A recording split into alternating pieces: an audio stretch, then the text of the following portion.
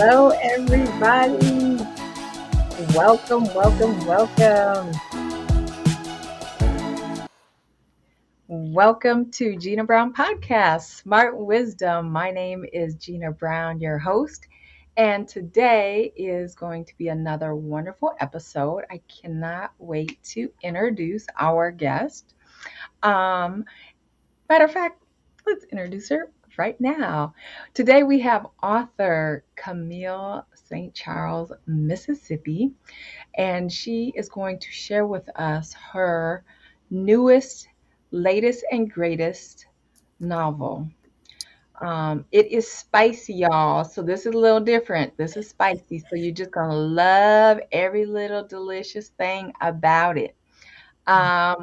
Welcome, welcome, welcome. Before we say welcome, we have Kamisha. She's also going to assist with asking our author additional questions. So welcome both Kamisha Michaels and Camille. I had a hiccup. Camille St. Charles, Mississippi. Hello. Woo! Okay. Yeah, beautiful. Hello, ladies. How are you all Oh doing? my gosh. I cannot believe it's here, it's here, it's here, it's here. Your launch of your book. Oh my gosh. We're gonna dive right in, like we going in the cake with our fingers in it.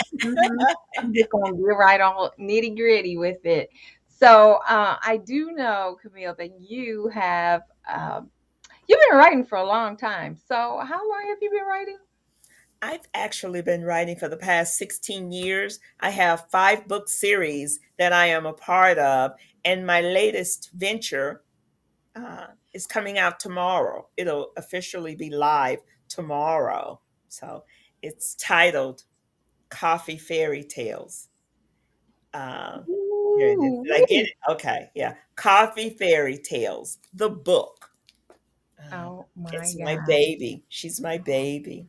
Mhm. You have written quite a few books, and what has made a difference? What has been the difference between this book, this coffee book, and the other novels that you've written? My other 5 series are more so on the salacious and the spicy side of life. I write semi erotica. And if by chance violence, vulgarity, and lots of sex offend you, those are not the stories for you. But the Coffee Fairy Tales is a softer, delicate, a romantic aspect of me. She's so delicate that I had to assume a different personality in order to write these stories because my mind sometimes slips into the gutter some days. But when I Ooh. when I was writing the Coffee Fairy Tales, it was the demure, the soft, subtle goddess that lives in me that showed up and started constructing these stories. Mm-mm.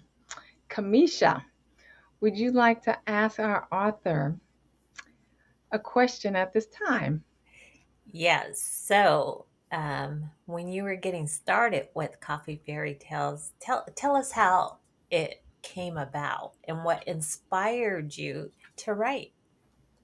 The birth of Coffee Fairy Tales, I used to be a coffee vendor, and I was giving a gift to a couple of people that owned a coffee company. And I just wanted to tell them thank you so much. I've had so much fun. I didn't know what to buy them because, what can you buy people who have everything? So I decided to construct something just from the heart, just a little love note that says, hey, if I was a real person, I took their original coffee. If I was a real person, let me just tell you a sweet little love story. Just 5 pages. That's all. 5 pages. And as I gave them the gift to make them aware I've had so much fun, I've enjoyed myself. After the first story was written, they just sat there in awe because they said, so the coffee is a person telling me a love story? I said, yes. We're better to fall in love than over a delicious cup of coffee. So that's how the idea was sparked. God placed it in my head because I was trying to buy them, some baubles and some stuff for the shop and some pictures. I was going to do all that, but it did not ring true. But when I sat down and started entertaining the thought of turning the coffee into a person, God was like, let all of them come to life. Okay. Mm. So I just started writing them. And it took a minute, but each coffee, which possesses different characteristics, has their own voice. And that's how they sprang forth. It was just the So, idea that God whispered to me. I wanted to give thanks, and that's how it was birthed. well, I noticed in your cover, it's not an ordinary cover. Would you like to add any commentary about it? For one, I noticed that it's a hardcover. Oh, yes. I was having a youthful flashback from when I was a young little girl, and the stories that they used to, the books that they used to give us in school and stuff, and the big fairy tales. I'm a big fan of Aesop's fables. Yeah, I don't know if you all remember those, but I Mhm. used to read those fable fairy tales, and I have carried some of them with me in my heart for years. So when I was coming up with the idea and the concept, I knew I wanted it to be a larger book. I knew that I wanted it to be a hardback. I wanted it to be able to stand up. I even tell Kamisha, I said, it feels as if my book has legs. She's a pretty hefty girl, she's sort of hippie like me. And but she's sturdy and steadfast. And I wanted you to be able to see the magnificence in the book. I didn't want it to be just a run of the mill garden variety, little paperback. It's not dismissing paperbacks. It's just for this idea, I wanted her to have a body and some legs to show off. She wanted to, step to the yard and show them, what she got. So that's how she showed up like that. She sure did show up. She sure did show up. Who who do you write for? I write for the lady blue aspect of me. I write for the forgotten person that believes that love has passed them by, forgot about them. Although they are middle-aged people, everybody in the book is middle-aged. It's not the youth. It's no dismissing and discounting, but we've already done that. I wanted to see what it was like on the other side of town for middle-aged people to have that chance encounter. And these are not Hallmark, not dismissing Hallmark. I love Hallmark stories. It's just these are people of a certain age that have, some of them have battle scars and some of them have scars in the heart. So Mm. I wrote for the people that have fostered those scars in the heart, and they still are just continuing on with their life. But there is something in them that still desires, that still hungers and longs for that romance. No matter how old you are, you still long and hunger for that. It does not make a difference of your economic or social or any of that stuff. Love is the desired destination inside of each and every coffee fairy tale. And that's what I offer you. I offer you a slice of some magnificence, some love, something beautiful. Coffee. Beautiful.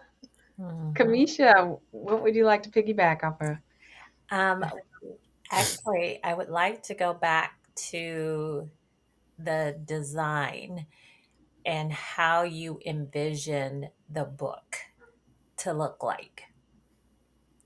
Well, with my partner in crime, Miss Kamisha Michaels, we really polished it up of what we wanted the book to look like, but I wanted it to be a fairy tale. No matter if it's just for adults or middle age, I wanted you to have that wonder and that magnificence. I wanted the pages to have the border. I wanted the intense color. I wanted all of that spectacularness to be showcased inside of each story. So we sat down and we were plotting out a course of how I wanted the book to look. And um, after Kamisha and I had several meetings several times, we had a couple of misunderstandings because she kept presenting one thing to me, and I was so distracted with all of the other bells and whistles. When she finally presented it to me the last time, I saw the beauty in her idea, and I was like, "Oh my God." And then I turned to her and I said, "Well, I thank you so much for continuing on because sometimes I can be narrow minded, you know. I have my moments like everybody else. I might not pay attention to some things, but she just kept staying the course. And together, the front and the back of the book are like a fairy tale. They give you that beautiful, I don't know what they call those things around it, but beautiful Border. graphics. Yeah, they give you the beautiful graphics, the beautiful words. The pictures are rich, the pages are thick. It's a healthy book. So when you sit down to dine on it, know that you are going to get some form of fashion of love, nourishment, coffee fairy tales. Now, I can love that. we talk about your characters? How did you come up with the faces or the characters' pictures? The characters came up first because when I wrote the book before I even knew what the characters would look like. I only knew what one character would look like, and that's the queen that's on the cover, Queen Cinnamon. I only knew what she would look like. I didn't know about anybody else because I hadn't had an opportunity to ask. But I knew I wanted human representation. I wanted someone that looked like me. I didn't want someone that was young, that had not encountered a lot of things, that the trappings of life. I wanted someone that's been on the battlefield for some things. So I wanted that mature person. So after I wrote the stories, and I thank COVID for that because COVID allowed me the opportunity to sit still and really jump into each character. So when I'm writing each character, I'm only writing that character and I give that character my all. Then, when I finished with the book, I started actively asking a couple of my friends, would they help me and be the faces of the characters? A couple of people didn't understand what I was requesting, and I fought myself for not being clear. But the ones that got it, oh, they knocked it out the park when they sat down and took the pictures and embodied that character. So I thank them. I thank all of my coffee heroes for helping me with this because you brought my vision, you brought it to life. So that's how that happened. Congratulations to all those who support our, yeah, are the coffee um, flavors, right? Yes, the coffee heroes. I call them. The I call coffee, them my coffee. Heroes. heroes, coffee heroes. Yeah. Yes, definitely, definitely. Well, what made you pivot? I am so sorry. The sound left for a minute. It was challenging. What what made you pivot from this type of novel from your others, from exotic to love? What made you pivot? Yeah. A twist of fate. A twist of fate. Well, let me see. I'm gonna try to give you a condensed version. Because I had written the stories, but I was still struggling with the violence, the vulgarity, and the sex because that's the arena that I was quite familiar with. And uh, my editor had said to me, "Why don't you see what it's like? Why don't you remove the vulgar language?" And I was like, "No, how dare you? How dare you ask me that?" Then, when I got home and I went to sleep that night, God showed up in my dream and he was saying, "Hey, you already know what it's like to write erotic. You are quite familiar. You have tons of books, and I also do a podcast where I tell you naughty stories. But God said, why don't you see what it's like on the other side of the coin?" Mm. And I was like, Okay, God. So after I did it, I was like, okay, I was being a bad little girl. But then I was being a rebellious and a bad little girl. But then when I finally put on the garment of being a romantic and romance author, it made me change my outlook. It made me Mm. softer because I can be very aggressive and matter of fact because that's the life I've lived. But the Mhm. romantic aspect of me wanted to encounter those come what may conversations. And since I've never really encountered them that much, I gave it all to my characters. And all of them are just, they're all love struck because they are walking down the same road. It's like Romeo and Juliet on a two-lane highway. So Ooh, that's a quote. It's like Romeo and Juliet on a two-lane highway. And we're going to see if these two vehicles are going to meet or merge or if it's going to crash. And in the arena that the book is in, all of them stop and entertain, admire, and appreciate one another. So I decided that love was the desired destination and romance was the outcome. Mm. Love that. Mm-mm-mm. Spicy. Mm. Right. So now the question is after spending, because I know it took you a total of 3 years to write the characters, Mhm. and then almost another year to put the design and everything together. So first, when you got the pre-production print, what was your response and how did you introduce it? And what were the responses from the people who actually got to see and touch the book? When the package arrived at my house, I was a nervous wreck. I was having a lunatic moment. I was frantic. What? What? It's my baby. So I ran and got I have a special knife. I had a special knife and I just delicately opened it up. And when the box opened, and she was like, "Hey girl, hey." That's what the book said to me. "Hey girl." So and I picked her up. And I just put her to my chest and I just said, "Thank you, God." Because my vision finally came to life. I didn't mind waiting because I had no problem staying on the sidelines until I can get exactly what I want. I was tired of selling myself short. And when I presented my book to at a gala, I went to a gala in New Jersey for Mupo Entertainment. And when I showed my book, you should have seen the looks on the people's faces. They were somewhat awestruck, like, "You wrote that book?" I said, "Yeah." They were like, they were like, "You're like a round the way type of chick." I said, "I know. But I possess an assortment of skills. I'm not a one trick pony. So you cannot place me under any specific category." And Mhm. I decided that it was going to be love.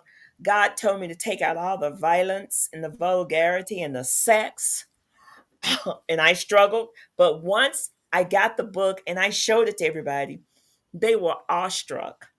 They were in awe of the masterpiece that Coffee Fairy Tale is because, excuse me, it's a romantic story for all of and it's just coffees stepping forward and telling you a romantic story about a journey that they've been on.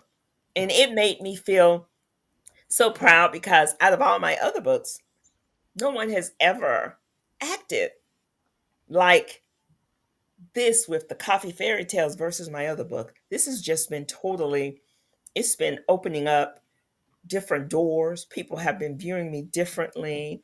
Oh, trust and believe me, I still curse. I still entertain violent tendencies and everything under the sun. But when I talk about Coffee Fairy Tales, it's the goddess that lives in me that shows up. So that's what I have experienced. They saw the goddess.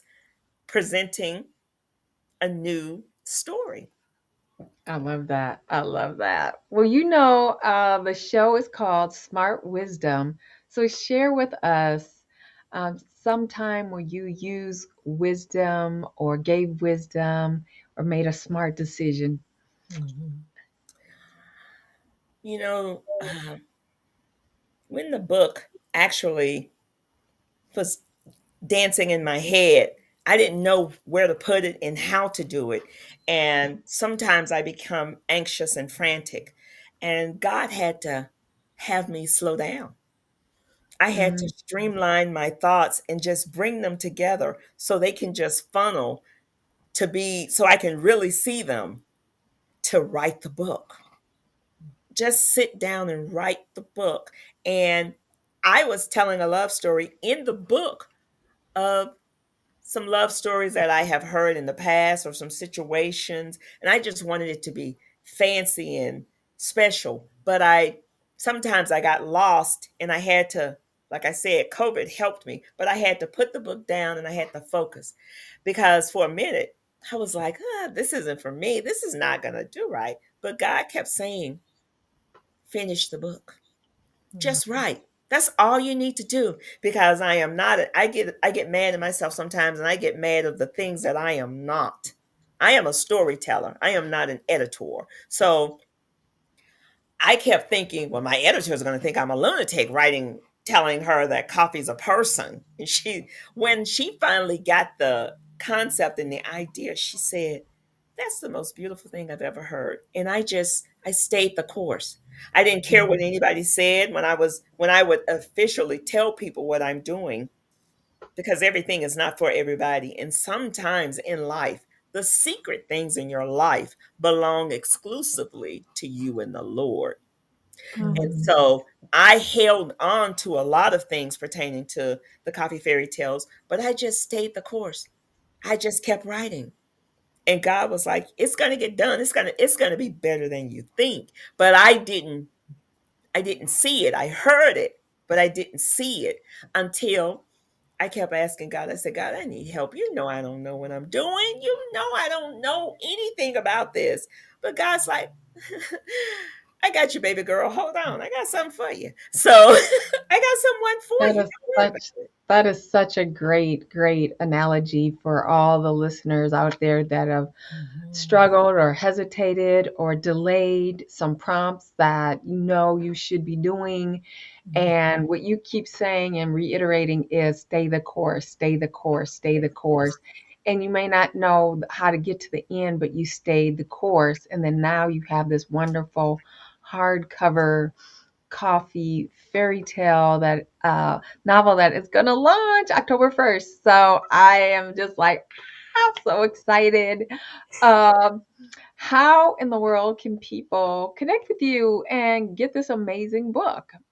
You can connect with me on all the social media platforms, but you can go to my website, coffeefairytales.com, because the fairy tales have their own website. That's So she will lovely. officially be live tomorrow. So it'll be officially live October 1st. From there on, you can go there and secure a copy. You can stroll around. You get to read a summary of each of the copies. You get to see them and you get to encounter what's coming up inside the stories for them because this is just volume one, Coffee Fairy Tales. Volume two is playing around inside my mind. So, we'll see how that goes. And speaking of the website, are you going to have any merchandise that you're going to be releasing I have for a in time for the Christmas sales? Yes, yes. I am partnering up with several vendors, and we've got some phenomenal ideas that's coming up pertaining to the merchandising of Coffee Fairy Tales. You're going to be amazed and shocked. And this is a totally different aspect of me. So I'm coming. I'm coming for all of y'all. I'm coming for you because I want you to read the book. I know you're going to enjoy it because we're better than to fall in love than over a cup of coffee. And whom better than to tell you a love story than coffee to make you aware of all the things that it's brewing behind the scenes. I love it. It's so true. It's so true. Well, almost have to wrap it up. It's been a great, great conversation. But is there anything else you would like to leave the listening audience, or something that you just want to say, whatever it is? Well, before she answers that, does she have enough time to read a short synopsis of one of the coffees? So, Yeah, go. Do you have anything set aside that you can grab? I yes. don't have anything. I Yes, don't you do. You do. The 7 descriptions, the short, Oh, just well, read one of those. I don't have it pulled up, Ah, but I can okay. tell you. I can tell Okay, you. tell A us. Well, which teaser. one? Just tell me which one, because Oh, it's 7 of them. Tell me one. well, let's go with the cover. Tell Cinnamon. Queen Cinnamon.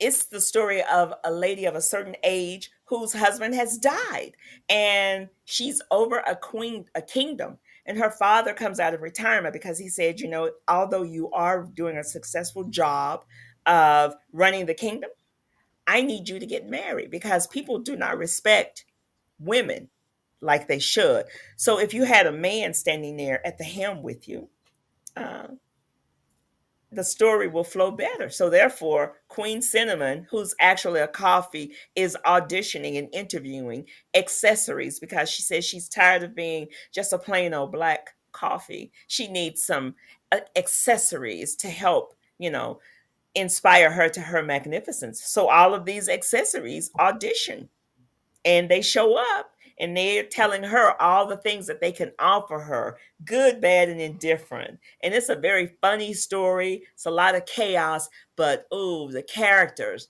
I think it's like 7 or 8 different accessories that show up and audition for her, and she chooses one. And the tale takes off from there. So that's Queen Cinnamon Coffee Fairy Tales. I love that. Thank you, thank you, thank you for sharing that. And definitely enticing, and definitely got to get that book on your website, right? On your website. Coffeefairytales.com. Coffeefairytales.com. And there'll be a description, a link in the description too, so it'll be easy for you to grab, whether it's here in October or next year sometime. It'll be there for you to purchase and support our author Camille St. Charles, Mississippi. Thank you. Um, Kamisha, is there any other question before we go to our next segment? I don't have a question, but I will say if you have a friend who loves love stories, this is the perfect book. This is not your typical book. It has it will give you an experience like no other. And the only way to truly understand that experience is to have the physical book. Mhm. We Great nugget. added, Great we we nugget. we upgraded the books, so the new prints will be even better. Yes. Even better. Or Yes. order your copy because you won't be disappointed. You will not I be love it. disappointed. And it's going to give you an eyeful because the pictures just pop out. And if you are a friend of mine on social media, you get the opportunity to meet some of the coffees. All of them will be on display tomorrow. And if you go to the website, coffeefairytales.com, you can just click each picture of the coffee, and a brief little summary and a description shows up for them. Mhm. So, Nice. Thank you so much. I appreciate you. And we will definitely get those books. But now we're going to go to our next segment where we are going to talk about at the table. Mm. At the table. If you know anything about my show, Gina Brown Podcast, Smart Wisdom, at the table is a episode where we talk about the importance of communicating while we were at the table of being at home, being from home to the boardroom.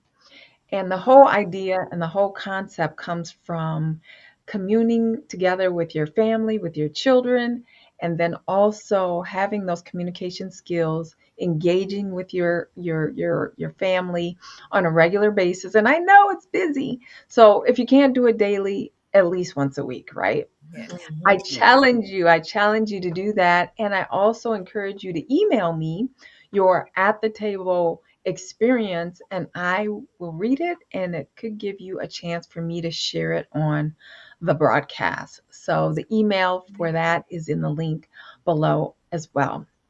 In the boardroom, that's where you're not with your family, your close friends, but you learn to communicate better through, along the way, your development. And so you're already ready and prepared. So that's the whole idea behind at the table. So I wanted to share that in this segment as well. And Nice. we are finished. And thank you so much for tuning in to another Gina Brown You. podcast, Smart Wisdom. And we will see you next time. Thank you. Bye. Thank Bye. you for having us on your show. Thank you, Gina. So appreciate it. It's been wonderful. Bye for now.